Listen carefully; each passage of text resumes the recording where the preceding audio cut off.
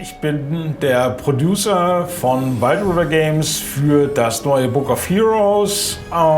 Das ist das neue Rollenspiel in dem Schwarzen Auge-Universum. Kommt hoffentlich in Q2 2020, vielleicht sogar ein Tickchen früher, wird erhältlich sein auf Steam und ist ein klassisches Rollenspiel, was man alleine spielen kann, was man aber auch mit 4 Leuten oder mit bis zu 4 Leuten gleichzeitig am Computer spielen kann.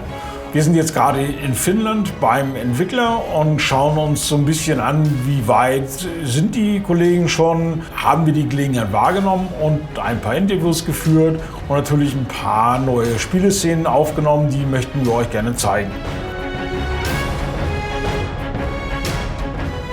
Well, luckily the Dark Eye has a long history and thus has a lot of resources to look for.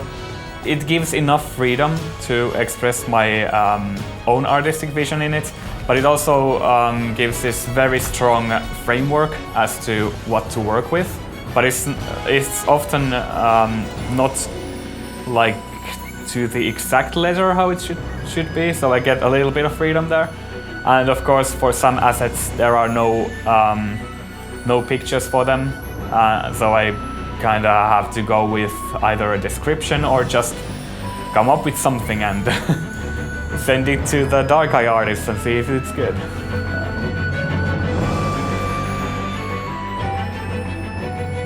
In the game, the character creation works in a way that we have a set of 4 cards in each phase of the character creation, and each has a, let's say, profession or race or class, which is just a profession is a subclass of class, but player has, I think, 7 or 8 phases in which they choose from 3 or 4 cards, and based on those choices the character is made. And after that you can customize the look of the character with sliders and different hairstyles and skin colors and such.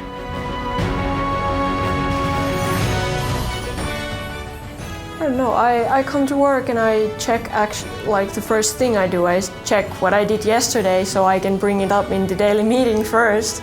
And I update my local version of the game.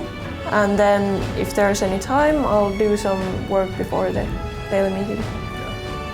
Yeah, we basically have a meeting each day where we see what everyone's been doing, what they are planning to do today, and go from there.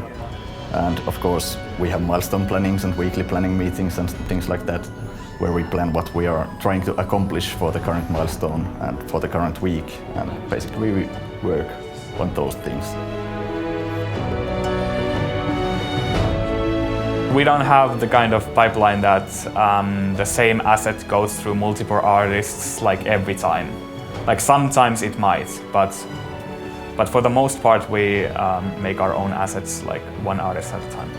And if I run into a problem that I think Samuli might know the answer to, I go ask him about it, and then if neither of us know the answer, then we figure it out like together. We find a way to make it work. Yeah, oftentimes you can't really tell whether something will work, design-wise, before you get to actually test it in the actual game. So sometimes we will implement something, then test it, and then go like, nah, okay, that doesn't really work, let's do it again. Luckily that doesn't happen as much these days.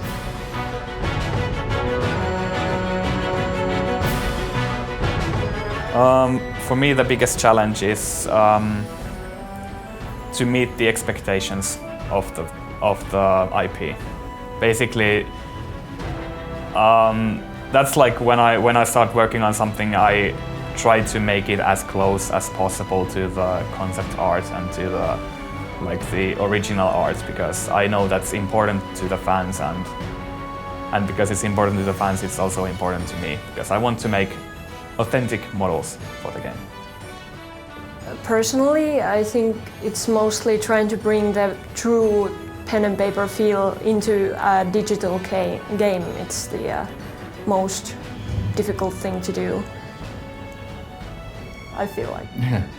Yeah, I have no arguments against that. Because content essentially is sort of easy to do, but to make content that feels like a role-playing tabletop game is the difficult part.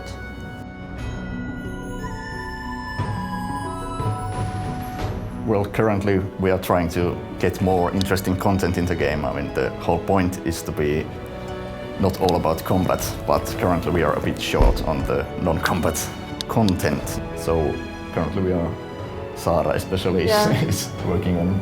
It's exactly what I'm doing right now. Honestly, I would like to have Hundeblume in the game, but that's not gonna happen, unfortunately.